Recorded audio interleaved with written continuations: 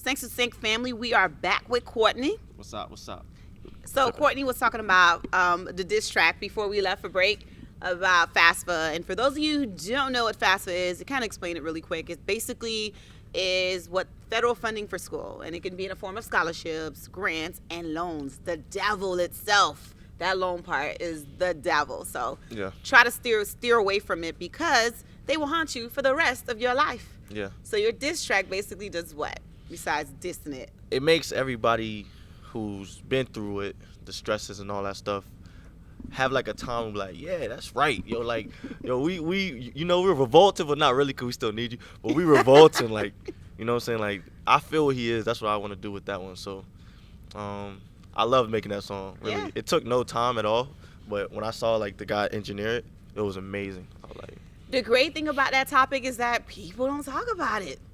Yeah, people don't really talk about it. It's hard to talk about something that you need, you know what I'm saying? Yeah. That's how I feel. But now I don't need it no more. Now I'm like, yo. But then it's great to even bring it to people's attention because a lot of people are first-generation graduates. A lot of people are first-generation, they're actually trying to go to school. So a lot of people do not know the ins and outs that, there's other opportunities out there to get money. Like, you do not have to get the loan. Like, that's the last resort. But then when you don't know, it's like, there's free money. That's what was me. I didn't know, I didn't know how to do it. Now, when you get older, you know a lot more things. Hindsight. You're like, oh my gosh, I could have done this. I could have done that. I could have worked for the institution itself. There's actually first generation scholarships that I didn't even know about either. Yeah. And my dad was a 16-year military man. We didn't know about that either. Whoa. Yeah. You didn't know about the military? Yeah, but we just didn't look into it. Wow. We started looking into it about 4 years in. By that time you've already accumulated. Yeah, my dad paid a lot. It was first year I didn't have any financial aid. So he paid $15,000 out of pocket. And your dad didn't have an issue with you quitting school, paying all that money? My dad is I love him, man. He whatever I do, you. he's there. Yeah. He loves whatever you. I do, he's like, yo, I got you. He's like, whatever, Nice. I believe in you, man. Just make me happy, or make yourself happy. Is what Are you the only child? No. Okay. Got a big family. You're what place you come in? On my dad's side, I'm the middle. Okay. He got 5, and on my mom's side, I'm the middle. She got 5. Okay. All right. Cool. So let's talk about your other track. Okay. So your other track, Drip.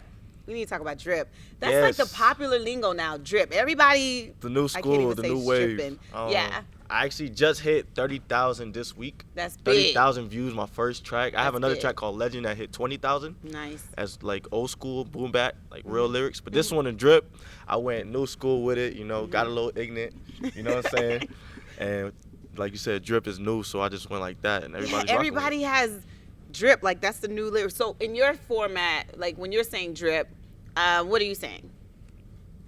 Swagger, you know what I'm saying? Yo, I'm better than you.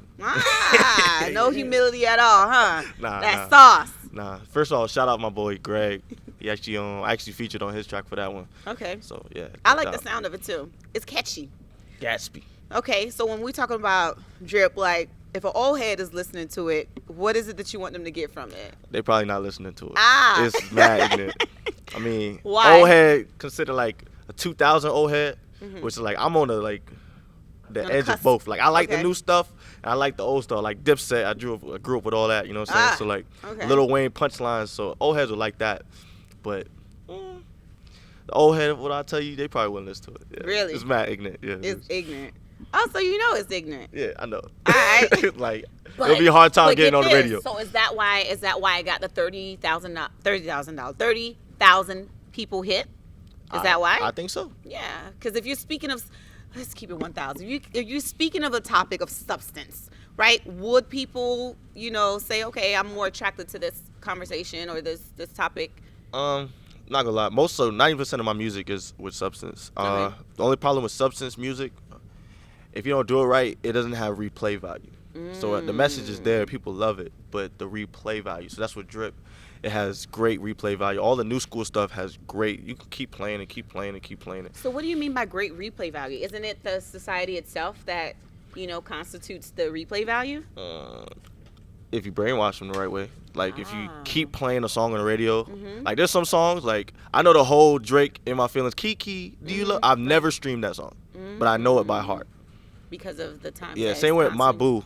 I like both songs, but same with My Boo. I've never streamed it, but I know the whole song. So if you keep playing it, it's gonna the masses gonna run with it. Right. Okay. And could push it in a different way. Like great marketing with the In My Feeling dance. Right. And stuff like that. That's what new artists should get on. So learning what's how the to drip market dance? Is there a drip dance? I actually was gonna do a skip, but it was a little cheesy, so I decided not to drop But it. cheesy is good. If you're looking at the Kiki, that whole the entire video. But it was funny though. That was funny though. But it was cheesy. Like it was funny cheesy. Or is it because he made a name for himself? So it's like you don't even look at it as, you know, the cheesy aspect of it. I'll tell you if it's cheesy or not. It was kind of cheesy, but it was just smart. But it was cute. Strategic, yeah. Yeah. I liked it because Odell snapped on that. And Shiggy too. Shout out to him. Yes, yes.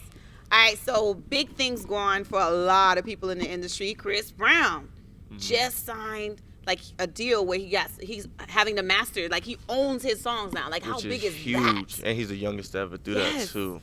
Yes, how big is that? Which is kind of disturbing in a way.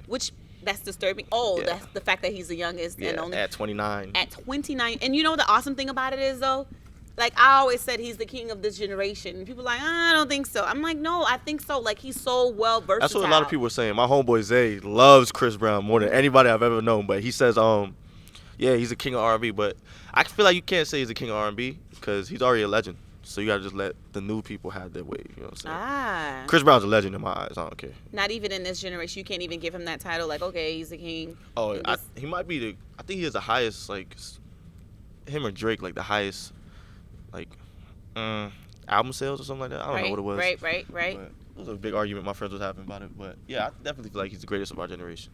So owning your masters, we got to talk about that when we come back because a lot of the times we just want to be on the scene and we want to be famous, but it's one thing to be a legend and to leave that legacy behind. Thanks to Snake family. When we come back, we'll highlight that. All right, Courtney? Yeah, no doubt.